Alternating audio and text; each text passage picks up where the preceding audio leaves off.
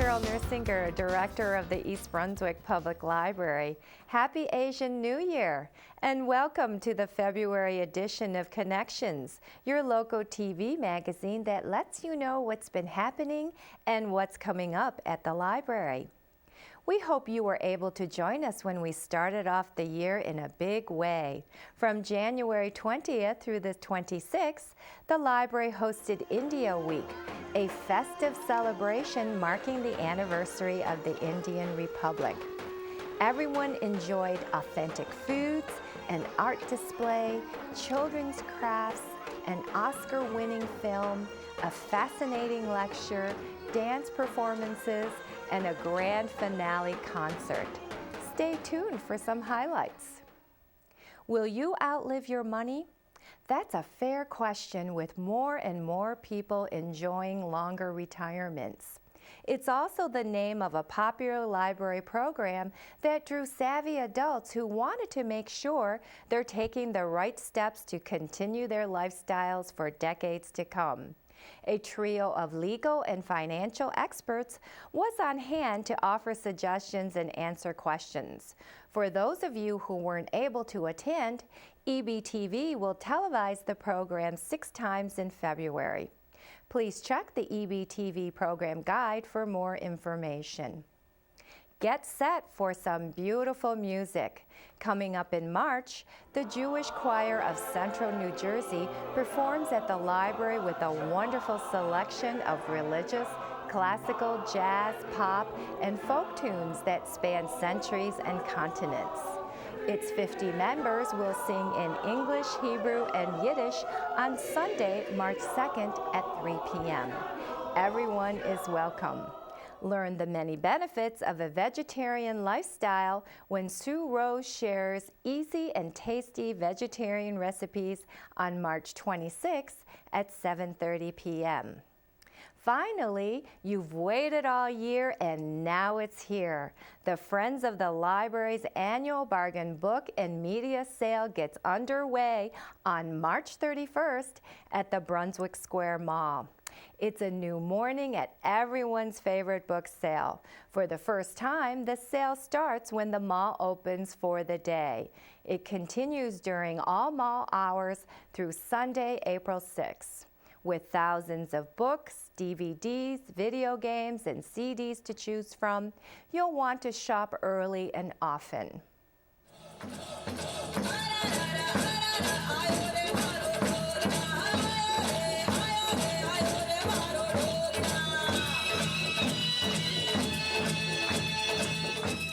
Republic Day of India and the grand finale of India Week, the music concert is sure to please with energetic music and a festive atmosphere. Hi, this is Jillian Angelin reporting, and today I'll be speaking with the president of the India Association of Garden State, as well as some of the event coordinators and participants. Hi, Ms. Patel. Could you please tell me a little bit about India Week as a whole? Yes, India Week actually we have organized because 26 January is the Republic Day of India. So India got its independence on 15th of August 1947, but the Constitution of India was implemented on 26 January 1950. So it's a very important day for India. So one of our members of our association, India Association of Garden State, his name is Mr. Govinda Rajan, came up with the idea of celebrating this week as India Week, and also at the same time we thought that this would be a great time to introduce and integrate Indian culture in the East Brunswick community. So that's what this All India Week is all about. So hello, could you tell me about the what your group does? We are elders volunteer services. We are senior citizens. We meet in the library once a month and we program the activities. In August of last year, we thought we should have 1 week's program for Republic Day. And we approached Mary Ellen Firestone, the assistant director of the East Brunswick Library, and she readily consented. She booked all the meeting rooms for the whole of the 7 days. And we approached the India Association of Garden State to sponsor it, and they also readily agreed. And the 7 days program was a grand success. And today, because of fire concerns, we could not admit more people. The hall was full. And so now, what did it take to put together this whole event? Lots of efforts. It a lot of effort, and because of Garden Stay, that association, we could finish it because we need a lot of people help. So tell me about the Arts Commission. The Arts Commission is bringing different types of cultural events to the community, whether it's art or music or dance or literary events. And we have bring young people's programs here to encourage them to advance themselves in music as well, music and the arts. We have art shows as well, and we've been doing that for over 25 years. And we're very enthusiastic about the events and about the people's involvement and the interests of the community in what we're doing. So this is another aspect of our work, whether it's this Indian or Chinese or whatever it be, where we encourage them to perform. My name is Kalpana Kothari. I'm a vice president of the association. Today we gather here that it's a whole week of India Week. We have different programs every day, and today is the week with the foods and the mirror work and the bridal makeup and sari wearing and all different things we are doing today. And I'm going to take you to every different places and show you what we do. We have henna, we call it Mehndi, is going on here. I have Pratima Agate, who is doing henna. And then I have Hina Shukla, who is doing henna, and Bijal Patel Desai. So I wanted to thank all of them that they are doing henna. We are at the station of sari draping and threading. Right now she's trying to show the sari, how we wear the sari. We have a lot of different way of wearing sari. Different state has different way of wearing sari. Right now she's doing Bengali style? No, traditional Maharashtrian. Okay, she's doing traditional Maharashtrian style sari. Maharashtrian style is state of Maharashtra in India. So she's doing the sari, and you can see how it's not that complicated once you know, but she's trying to wrap it around, and then you take the pleats and then you put it in the slip here. So, and you can wear any color of the sari. You wear the blouse, and then you wrap it around the sari. And usually the blouse is matching to the saris. And then you do the pleats like this. And then you just put it inside your slip.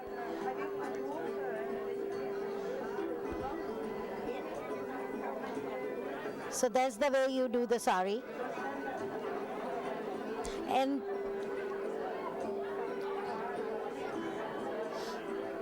turn around this way so people can see. Look how nice she can look. And if you want to see the embroidery, you can bring it up in the front. So, thank you so much. At the bridal makeup, and I have Varsha Patel who is doing the makeup, and she's using the airbrush. You can see how this water it's very micro, and when we do on her face, it covers very small pores, even small dots, and it gives really very good look. Again, we are at the station now for the embroidery, which we are doing the mirror work, and she is going to show you how they do the mirror work, okay? Yeah, we hold the mirror with 4 stitches, and then we move the needle and thread around the mirror with buttonhole stitches. And that's the way it holds the mirror very tightly. It doesn't come off. We are at the now food stations, and on the food station, in the first station we have is bale. It's mix of puff rice and all other ingredients go with it. There is 3 different chutneys it goes in there, and it's a sweet chutney, a mint chutney, and a garlic chutney. And then you have potatoes, onions, tomatoes, and coriander puts on the top. It's like a sweet and spicy and savory bale. Thank you. And this bale was made by Naina Desai and Bakula Vora. we are here to see all different colors of the rangoli, which is we use usually in our New Year, and we usually do it in the front of the door. So when people come to our houses in Diwali, which is our New Year, that are welcome to come in the house. So this is usually done in front of the house. And when We gave a proposal to the East Brunswick Public Library to conduct a week-long celebrations on the eve of the Indian Republic Day, and the library readily accepted it. And we gave a proposal to the mayor to declare January 20th to 26th as the India Week, and he also readily accepted and proclaimed January 20th to 26th as the India Week. And the India Association of Garden States is doing a week-long celebration starting from Sunday, the January 20th to Saturday, January 26th. And the Artist Day is the fourth day, and in which 3 artists have participated. And our idea is to take this to the masses in East Brunswick. We are going to each school in East Brunswick, and we want to enrich the talent of each and every kid in the East Brunswick. That's our commitment. Ashwini, your work here is really beautiful. Can you tell us a little bit about it? Sure. I'm trained in India as an artist, and for the India Week, what we wanted to do is probably bring something that represents our country, which has got so many rich things like the Indian gods. I mean, and Ganesh here is the lord of the Indian pantheon. He represents wisdom and everything that's positive. And here I've tried to represent him more like playfully. Like, I think he's a little overworked, and for me he's like, I adore Ganesh so much. So he's doing all the playful things a human does when he takes time off from his work as God. So that is Ganesh. He's playing the cello here with his 2 wives, the Riddhi and Siddhi. And this one here is a favorite of mine.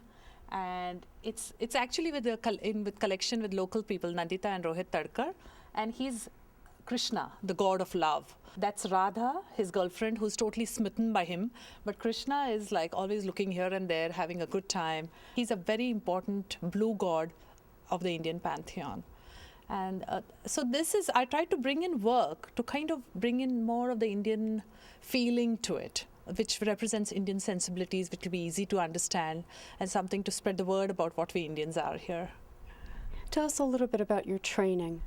I've done commercial art, which is a 5-year course in India. I topped it with a master's in fine arts at a school called the Ascendity. And then I studied with Peter Cox and Gregory D'Alessio at the Art Students League of New York. And I trained for murals and textures with a very eminent painter called Mohan Samant in New York City. So basically, I've done commercial art, and then I went into murals, and then I did fine arts and masters. I've done almost like every media, right from printing to ceramic to sculpture. And now I'm settling down in painting oil on canvas, and the textures are all made by me.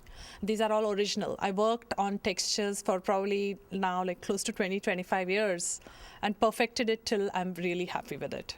I participate in senior art contests from 99 to onwards. Now every year I may win first place because I do mixed media. I did lot of experiment like doing embroidery in the painting, and in some painting I put this coconut shell for the head, eucalyptus leaves, paper bark leaves which I got it from Australia. All these experiment I do because there is lot of competition. So almost every year I win first place in Middlesex County senior art contest. If it comes first, it automatically goes to the state level. State level also 3-4 times I won first place. It's a lot of competition there. About 200 people come over there. I love to do pencil sketches, and once I was sitting and I said, what to do now? So I just drew a cute bunny from a greeting card, and I said, oh wow, I can draw. So I started to draw, and it's my hobby, and I really enjoyed it. Do you draw from photographs or from life? Actually, I can do both. Yeah. सुजला सुफला मलयज शीतला शस्य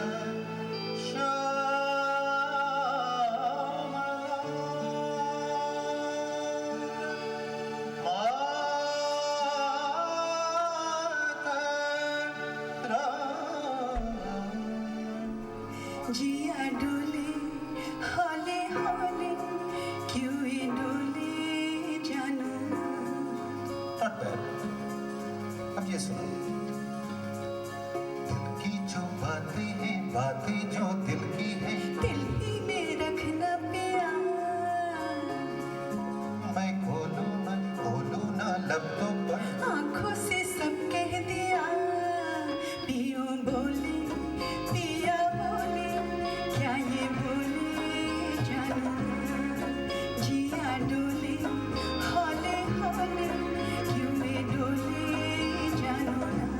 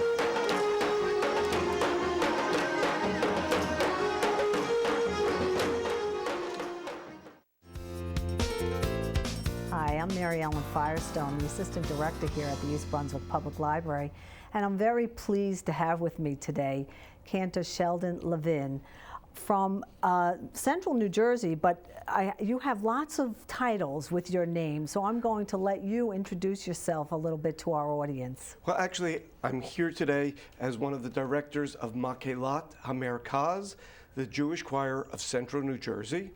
We meet generally in Highland Park, but give concerts throughout Central New Jersey and have members that live here in East Brunswick and in Edison and in many other of the communities around this area. I'm also the cantor of Congregation Neve Shalom in Metuchen, and I'm a resident of Edison. Oh, so you really are a Central Jersey person in many ways. Cantor, can you tell us that the beautiful name of this choir, can you tell us what it means? Well, because we're a Jewish choir, we wanted to come up with a Hebrew name, and because we are the Choir of Central New Jersey, we chose the Hebrew words Makelat HaMerkaz, which means the choir of the center. Oh, that's perfect, perfect. And I'm happy to tell people that you're coming here to the East Brunswick Library March 2nd. And tell us a little bit about how many people do you have in the choir? Well, the choir is clearly a community group. It draws from all different denominations of Judaism and some people who don't belong to any synagogues. It has younger people and older people and everything in between. We have about 50 singers, and everyone's a volunteer, but they rehearse very regularly, and we give about 6 or 8 concerts every year.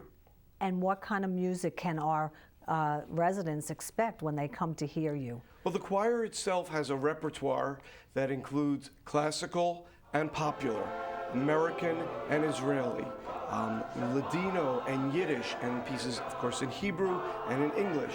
But this year, because we're celebrating Israel's 60th birthday, we're focusing mostly on music from or about Israel.